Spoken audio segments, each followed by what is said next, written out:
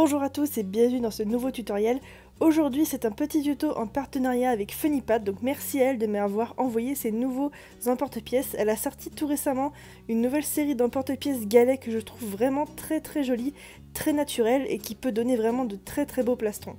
Aujourd'hui je vais donc tenter de faire quelque chose que je n'ai pas du tout l'habitude de faire, c'est-à-dire un collier un petit peu nature, un petit peu brut, uniquement avec de la pâte polymère, des emporte-pièces et du cordon. Comme vous voyez, je fais d'abord une espèce de petite ébauche sur mon cahier de brouillon. Cela dit, cette ébauche ne sert dans 90% des cas à rien, puisque en général, je pars d'une idée et je vais sur une autre totalement différente. Donc vous verrez que le dessin n'aura absolument rien à voir avec le résultat final, mais bon, c'est pas grave. J'ai pris des couleurs qui vont relativement bien ensemble et pour le projet que j'ai, ce sera vraiment parfait. Donc des couleurs assez chaudes d'un côté et des couleurs plutôt froides dans les tons bleus et verts de l'autre. Je vais ensuite les aplatir à la main, je n'utilise surtout pas de rouleau ou de machine à pâte, tout simplement parce que j'ai envie d'avoir cet effet naturel tout en gardant quelques irrégularités par-ci par-là.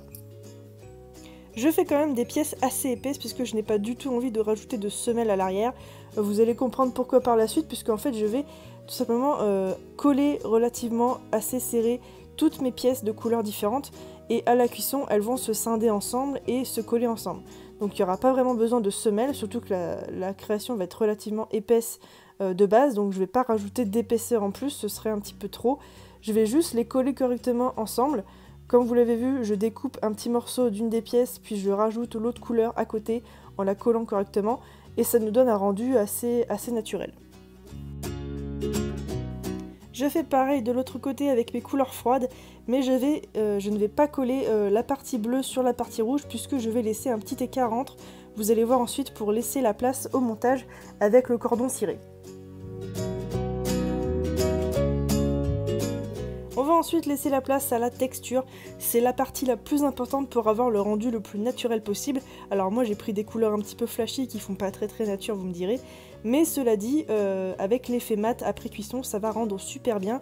J'ai une petite préférence pour la brosse à dents à poil dur ainsi que les brosses en métal, donc les brosses en métal je les ai depuis pas longtemps donc j'en profite pour les utiliser maintenant. Je vais aussi utiliser des petits cure-dents pour faire des toutes petites pointes à l'intérieur ou alors des petits dotting tools assez pointus ou bien encore une petite aiguille pour faire des petits effets un petit peu plus profonds. Là ça va être ensuite la partie la plus relou et la plus longue, je vais ajouter les couleurs froides sur les pierres chaudes et inversement en essayant de texturer un petit peu avec mon aiguille, donc je vais gratter la pâte polymère et je vais prendre les petits bouts qui tombent en les mettant sur mes pierres.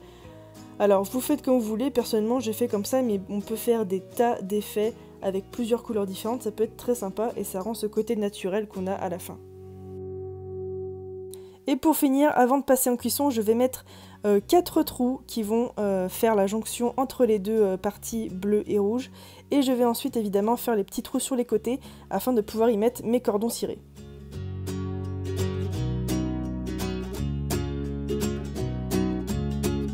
Pour le montage, il n'y a rien de plus simple. Pour celles qui font déjà du tissage, etc., vous connaissez très certainement la technique. Je vais passer un fil au dos de mes deux pièces. Je vais ensuite faire une croix en croisant tout simplement mes deux fils. Et je vais refaire pareil dans les deux autres trous qu'il reste. Et ça nous donnera une espèce de jolie jonction entre les deux parties. Pour refermer tout ça, je fais tout simplement un double nœud au bout de mon fil. Je vais couper les bouts bien proprement et je vais brûler tout ça avec mon briquet. Alors tout simplement pour faire fondre un petit peu le plastique et ensuite tout va tenir correctement. Pour finir le collier, j'utilise la même technique que d'habitude, je passe une boucle dans le trou, je passe ensuite les deux fils dans cette boucle.